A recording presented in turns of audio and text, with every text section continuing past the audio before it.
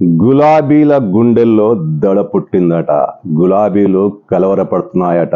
గులాబీలు నిద్రలేని రాత్రులు గడుపుతున్నాయట. ఇంతకు గులాబీలో ఏం జరిగింది? గులాబీ పార్టీకి ఎన్నికల టెన్షన్ పెట్టుకుందా?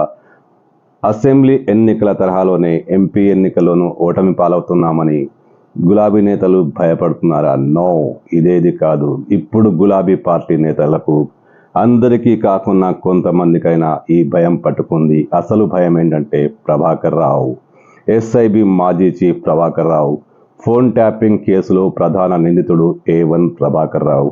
ఆయన అమెరికాలో ఉన్నారు. ఒకవేళ ఆయన అమెరికా నుంచి తిరిగి వస్తే ఏం జరుగుతుంది? ఆయన్ను పోలీసులు అరెస్టు చేస్తారు. ఆయన విధి లేక ఖచ్చితంగా అన్ని వివరాలు వెల్లడించాల్సిన పరిస్థితి వస్తుంది.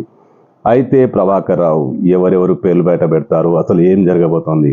ఇప్పుడు గులాబీ నేతల్లో ఇదే టెన్షన్.